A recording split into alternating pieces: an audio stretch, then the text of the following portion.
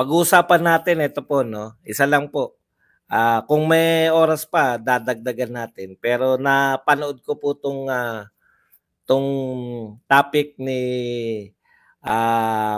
Senator Marcoleta tungkol po sa reaction niya sa tinatawag niyang Quackcom 'no.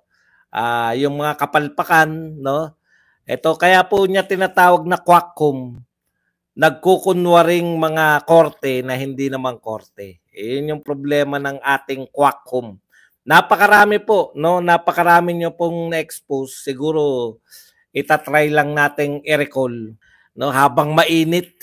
Kapapanood ko pa lang po ngayon, habang mainit na mainit pa akong gigil na gigil pa ako dun mag-react sa mga sinabi po ni Senator Marcoleta. Una po, no, maganda yung mga punto ni Marcoleta.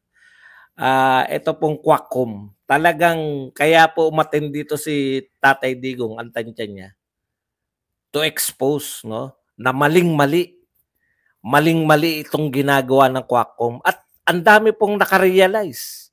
Sa totoo lang, no, habang nanonood tayo ng Quackcom, ang akala po natin, sa totoo lang po, ang akala natin, all-powerful sila. Pag kumontra ka sa kanila, contempt eh. Ngayon po, in-expose po sa kanila ni Pangulong Duterte. Yung threaten lang po ni Pangulong Duterte, ano to? Ano ba to? Ikaw ba ay kay Brosas, di ba? Tatayo ako kay Brosas niya ba sinabi? Tatayo ako dito at uuwi na ako. Pwede palang gawin ng isang resource person yun. Tandaan po nyo, hindi po sila mga suspect. Sila po ay resource person. Makakatulong po sila yung mga iniimbitahan para sa ginagawang batas. Gumagawa po sila ng batas eh. No, yung Kongreso, ang dami po, 'di ba yung sinabi ni Pangulong Duterte kung paano niya barahin? Are you trying to investigate me? Sinabi niya rin doon kay Gutierrez, yung isa sa mga batang Quackcom, mga young guns, no? Because we are in bakit mo ko tinatanong yan? Kahit kilala ko yan, paalala lang natin kahit kilala ko yan kung sino yung mga pito na kahit totoo yan, sabi ni Tatay Digong, kahit totoo yan, na may pito kong DDS sa Davao, sino ka para magtanong sa akin? You are putting them and their family in danger. Sino ka para tanungin ako niyan? Sampal po sa kanilang lahat yan, lalo na po sa mga abogado. No? Ang dami pong in-expose ngayon ni Marcoleta. Di ba ang sabi, ayun muna, pahapiawan muna uli natin yung sinabi ni Tatay Digong. Ano sabi ng Gutierrez? Because we are investigating in aid of legislation. Then legislate. Gumawa kayo ng batas. Ang layo niyan. Ako, peace and order. Pinapatupad ko yung peace and order. Kayo gumawa lang kayo ng batas. Hindi pala nila pwedeng pakialaman ng lahat ng bagay. Ine-expose sila ni Tatay Digong. Yung resource person pala, pag hindi na gusto yung tinatanong sa kanya, pwede pala niyang umalis, mag-walk out. Marami palang na-expose, no? Kasi hindi naman po talaga sila korte. Ano po sabi ni Marcoleta? Nag-aanyo lang silang korte, kaya sila Quackcom. Punta na po tayo rito sa mga hinirit talaga ni Marcoleta, no? Una po, kung kayo ay mag-iimbestiga ng EJK, tama yun si Cardema. Kaya lang, hindi lang talaga siya kasing husay ni Marcoleta magpaliwanag, no? Tama si Cardema. EJK. Hindi naman po EJK ng war on... nakukuha niyo po ibig ko sabihin. Asan yung mga iniimbestigahan ninyo ng mga napatay ng mga rebelde? Ano man yan, Abu Sayyaf, NPA, asan po yan? Extrajudicial killing po yan. Asan po yung mga napatay ng mga adik? Naimbitahan niyo po ba yung mga napatay na mga adik?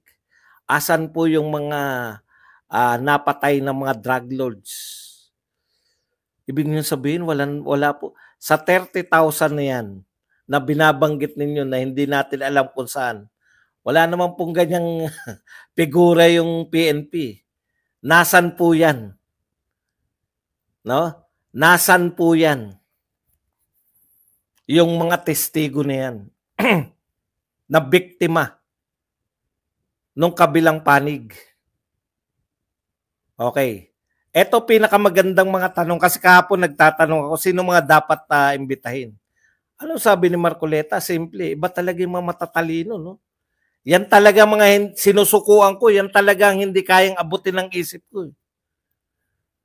Sabi ni Marcoleta, para maging fair, dapat ang nag-imbita rin kayo mula sa panig naman ni Pangulong Duterte kung war on drugs ang gusto niyong pag-usapan. Bakit ni isa wala kayong inimbita na dating DOJ Secretary? Oh. Bakit ni isa wala kayong inimbitahan na dating PNP Chief?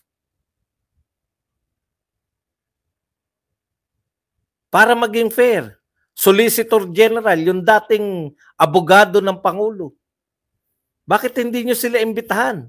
Para maipaliwanag. Bakit ang tanging doon pa lang daw, no?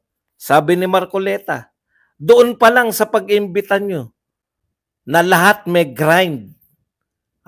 Lahat po ay galit kay Pangulong Duterte dahil lahat lang ng galit kay Duterte ang inimbitahan ninyo. Nag-imbita kayo ng mga taong inipon nyo yung galit. Lahat lang na may galit. Bakit hindi nyo sila inimbitahan? Sila Aguirre, sino ba DOJ? Si Minandro Guevara.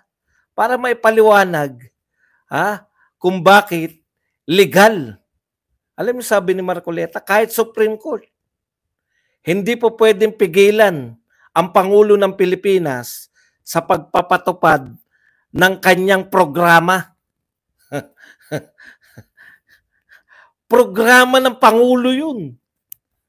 Programa ng Pangulo yung war on drugs dahil nakita niya na kinakailangan niyang lutasin na yun. Lutasin. Yung problema ng droga dahil sa tingin niya, yun yung pinakamalaking problema ng Pilipinas at that time. Kaya nga po siya. Kaya nga po halos 90% ang kanyang approval and trust rating. No? Siyam sa bawat 10 Pilipino.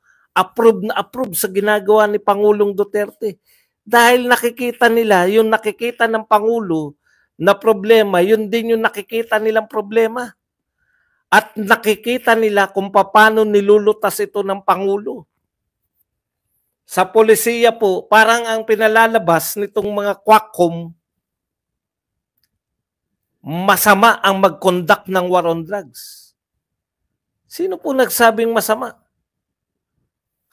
Palalabasin yung masama ang mag-conduct ng war on drugs? Yan po ang isa sa cornerstone ng kaya po pinakamataas na rating ng papaalis na Pangulo. Tunay na programa, tunay na may nangyari. Hindi po yung kunwarian lang yung programa ng droga. Saka nakakitang bloodless dineklara ng Pangulo. O kita nyo ngayon,